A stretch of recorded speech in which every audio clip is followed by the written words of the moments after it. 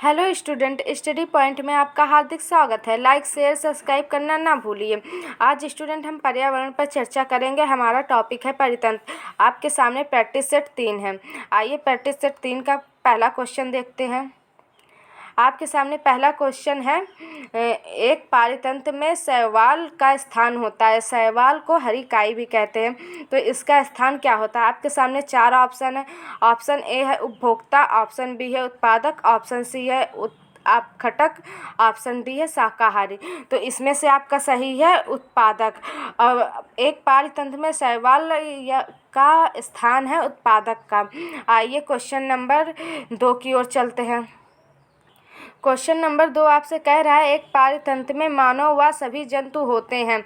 मानव व सभी जंतुओं के बारे में पूछा है कि वह क्या होते हैं। आपके सामने 4 ऑप्शन हैं। ऑप्शन ए है उत्पादक, ऑप्शन बी है उपभोक्ता, ऑप्शन सी है अपघटक, ऑप्शन डी है सर्वाहारी। तो इसमें से आपका सही है ऑप्शन बी उपभोक्ता। एक पारितंत्र में मानव व सभी जंतु उपभोक्ता हैं। आइए क्वेश्चन नंबर 3 की ओर चलते हैं। क्वेश्चन नंबर 3 में आपसे पूछा गया है, पारितंत्र में बाज का स्थान है। इसमें बाज का स्थान पूछा गया है। इसमें आपके सामने 4 ऑप्शन हैं। ऑप्शन ए है उपभोक्ता, ऑप्शन बी है प्रथम श्रेणी के उपभोक्ता, ऑप्शन सी है सर्वोच्च उपभोक्ता, ऑप्शन डी है द्वितीय श्रेणी के उपभोक्ता। पहले आइए जान लेते हैं पारितंत्र क्या है। पारितंत्र या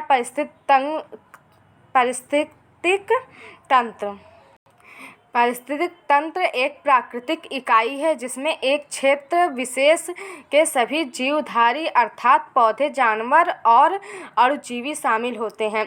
तो आपने जाना परितंत्र किसे कहते हैं। तो आइए इसका देख लेते हैं सही ऑप्शन कौन सा है।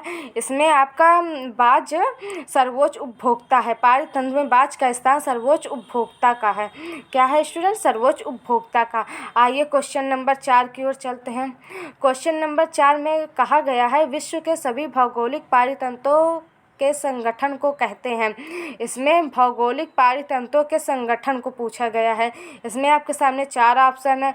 ऑप्शन ए है जैवमंडल, ऑप्शन बी है वायुमंडल, ऑप्शन सी है स्थलमंडल, ऑप्शन डी है आयनमंडल।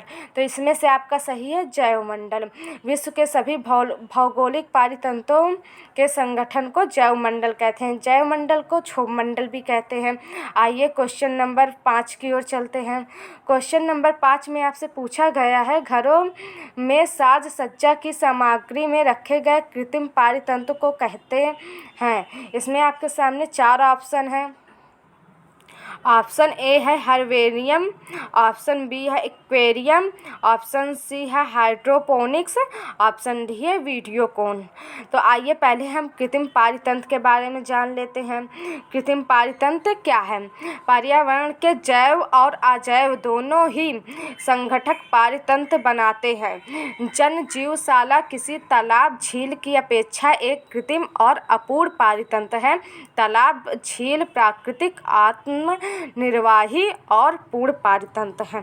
तो आपने जाना कृत्रिम पारितंत्र किसे कहते हैं। तो आइए इसका सही ऑप्शन जान लेते हैं कि इसमें कौन सा सही है। तो इसमें स्टूडेंट आपका सही है एक्वेरियम। ऑप्शन नंबर बी आपका सही है। घरों में साज सज्जा की सामग्री में रखे गए कृत्रिम पारितंत्र को एक्वेरियम कहते हैं। आइए क्वेश्चन नंबर 6 की ओर चलते हैं। क्वेश्चन नंबर 6 में आपसे पूछा गया है, अंतरिक्षयान में बनाया गया पारितंत्र होता है। पारितंत्र के बारे में पूछा गया है, वो क्या होता है। इसमें आपके सामने 4 ऑप्शन हैं। ऑप्शन ए है स्वनियंत्रित, ऑप्शन बी है कृत्रिम पारितंत्र, ऑप्शन सी है जलीय पारितंत्र, ऑप्शन डी है अंतरिक्ष पारितंत्र। आइए जान लेते हैं पहले कि अंतरिक्षयान क्या है। अंतरिक्षयान वह यान है जो कि अंतरिक्ष में जाने के काम आता है। तो आपने जाना अंतरिक्षयान किसे कहते हैं। तो आइए हम इसमें जान लेते हैं इसमें सही उत्तर कौन सा है। तो इसमें से आपका सही है कृत्रिम पारितंत्र। अंतरिक्षयान में बनाया गया पारितंत्र कृत्रिम पारितंत्र होता है। आइए क्वेश्चन नंबर 7 की ओर चलते हैं। क्वेश्चन नंबर 7 में आपसे पूछा गया है, पारितंत्र में अजैविक व जैविक घटकों के माध्यम की योजना है मध्य की योजना है। और इसमें आपके सामने 4 ऑप्शन हैं। ऑप्शन ए है स्थायी अवस्था, ऑप्शन बी है खाद्य जाल, ऑप्शन सी है जैव संरचना, ऑप्शन डी है पोष रीति। तो इसमें से आपका सही है जैव संरचना। जैव संरचना आपका सही है ऑप्शन सी। पारितंत्र में अजैविक व जैविक घटकों के मध्य की योजना कड़ी जैव संरचना है। आइए क्वेश्चन 8 की ओर चलते हैं। क्वेश्चन नंबर 8 में आपसे पूछा गया है पारितंत्रों की घटती उत्पादकता के क्रम में उनका निम्नलिखित में से कौन सा अनुक्रम सही है। इसमें आपसे अनुक्रम के बारे में पूछा गया है कि कौन सा सही है। आपके सामने 4 ऑप्शन है। ऑप्शन ए है महासागर, झील, घास स्थल, मैंग्रोव। ऑप्शन बी है मैंग्रोव, महासागर, घास स्थल, झील। ऑप्शन सी है मैंग्रोव, घास स्थल, झील, महासागर। ऑप्शन डी है मैंग्रोव महासागर, मैंग्रोव, झील, घास स्थल। तो इसमें से आपका सही है ऑप्शन सी, मैंग्रोव, घास स्थल, झील, महासागर। ये आपका सही है अनुक्रम। ये अनुक्रम आपका सही है। आइए क्वेश्चन नंबर 9 की ओर चलते हैं। क्वेश्चन नंबर 9 में आपसे पूछा गया है पारितंत्र में खाद्य श्रृंखलाओं के संदर्भ में निम्नलिखित में से किसी एक प्रकार के जीव अपघटक जीव कहलाते हैं। तो इसमें पहला है विषाणु, दूसरा है कवक, तीसरा है जीवाणु। नीचे दिए गए कूट का प्रयोग करके सही उत्तर चुनिए। इसमें से आपसे सही उत्तर चुनने के लिए कहा गया है। इसमें आपके सामने 4 ऑप्शन है। ऑप्शन ए है केवल 1, ऑप्शन बी है केवल 2 और 3, ऑप्शन सी है केवल 1 और 3, ऑप्शन डी है 1, 2 और 3। तो इसमें से आपका सही है ऑप्शन बी, केवल 2 और 3। ऑप्शन बी आपका सही है। आइए क्वेश्चन नंबर 10 की ओर चलते हैं। क्वेश्चन नंबर 10 में आपसे पूछा गया है निम्नलिखित में से कौन सा एक कृत्रिम पारितंत्र है। इसमें कृत्रिम पारितंत्र के बारे में पूछा गया है। हमने आपको पहले बताया था कृत्रिम पारितंत्र किसे कहते हैं। तो आइए इसमें से ऑप्शन देख लेते हैं। इसमें 4 ऑप्शन है। ऑप्शन ए है तालाब, ऑप्शन बी है खेत, ऑप्शन सी है वन, ऑप्शन डी है उपयुक्त में से कोई नहीं। तो इसमें आपका कृत्रिम पारितंत्र है खेत। ऑप्शन बी आपका सही है। निम्नलिखित में से खेत एक कृत्रिम पारितंत्र है। आइए क्वेश्चन नंबर 11 की ओर चलते हैं। क्वेश्चन नंबर 11 में आपसे पूछा गया है निम्नलिखित में से कौन सा एक पारितंत्र इकोसिस्टम शब्द का सर्वोत्कृष्ट वर्णन है। इसमें आपके सामने 4 ऑप्शन हैं। ऑप्शन ए है एक दूसरे से अन्य क्रिया करने वाले जीवों का एक समुदाय। ऑप्शन बी है पृथ्वी का वह भाग जो सजीव जीवों का आवासित है। ऑप्शन सी है जीवों का समुदाय और साथ ही वह पर्यावरण जिसमें रहते हैं।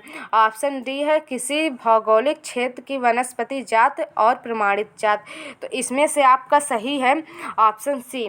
ऑप्शन सी आपका सही है, जीवों का समुदाय और साथ ही वह पर्यावरण जिसमें रहते हैं।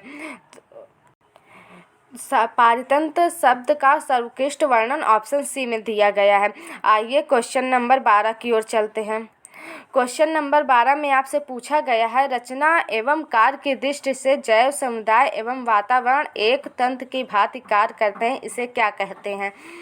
इसे कहते क्या हैं, इसके बारे में आपसे पूछा गया है। इसमें आपके सामने 4 ऑप्शन है। ऑप्शन ए है पारितंत्र, ऑप्शन बी है पारिस्थितिक तंत्र, ऑप्शन सी है जैव तंत्र, ऑप्शन डी है जैव समुच्चय। तो इसमें से आपका सही है जैव समुदाय। सॉरी स्टूडेंट, इसमें आपका ऑप्शन भी सही है। पारिस्थितिक तंत्र रचना एवं कार्य की दृष्टि से जैव समुदाय एवं वातावरण एक ही तंत्र की भांति कार्य करते हैं, इसे पारिस्थितिक तंत्र कहते हैं। इसे पारिस्थितिक तंत्र कहते हैं। आइए क्वेश्चन नंबर 13 की ओर चलते हैं। क्वेश्चन नंबर 13 में आपसे पूछा गया है प्रकाश संश्लेषण द्वारा ऊर्जा का कितना प्रतिशत भाग रासायनिक ऊर्जा में परिवर्तित हो जाता है। इसमें आपके सामने 4 ऑप्शन हैं।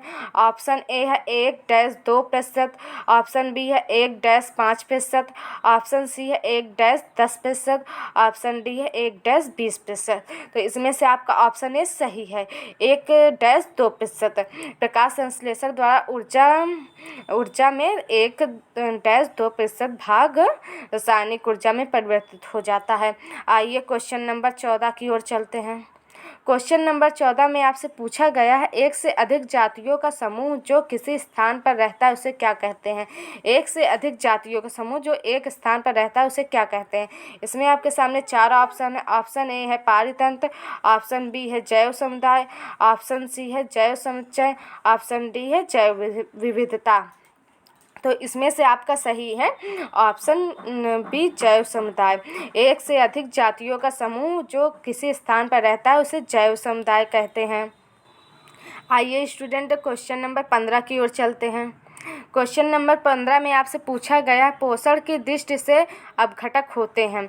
इसमें अपघटक के बारे में पूछा गया है कि वह क्या होते हैं। इसमें 4 ऑप्शन दिए गए हैं। ऑप्शन ए है स्वपोषी, ऑप्शन बी है परजीवी, ऑप्शन सी है मृतोपजीवी, ऑप्शन डी है विषम परपोषी। तो इसमें से आपका सही है मृतोपजीवी। ऑप्शन सी आपका सही है, पोषण की दृष्टि से अपघटक मृतोपजीवी होते हैं। आइए क्वेश्चन नंबर 16 की ओर चलते हैं। क्वेश्चन नंबर 16 में आपसे पूछा गया है जैवमंडल जल, थल एवं वायुमंडल के कितने क्षेत्र में विस्तृत होता है। इसमें विस्तृत होने के बारे में पूछा गया है। इसमें आपके सामने 4 ऑप्शन है। ऑप्शन ए है 1.4 किमी, ऑप्शन बी है 22-30 किमी, ऑप्शन सी है 114 किमी, ऑप्शन डी है 11.4 किमी। तो इसमें से आपका सही है ऑप्शन बी 22-30 किमी होता है। आइए क्वेश्चन नंबर 17 की ओर चलते हैं। क्वेश्चन नंबर 17 में आपसे पूछा गया है पर्यावरण में अवांछनीय परिवर्तन करने से कौन सा संकट उत्पन्न होने लगता है। इसमें संकट उत्पन्न होने के बारे में पूछा है कि कौन सा संकट उत्पन्न होने लगता है। इसमें आपके सामने 4 ऑप्शन हैं। ऑप्शन ए है पारितंत्र संकट, ऑप्शन बी है पारिस्थितिक संकट, ऑप्शन सी है जैव विलुप्ति संकट, ऑप्शन डी है जैव संकट। आइए पहले पर्यावरण के बारे में जान लेते हैं।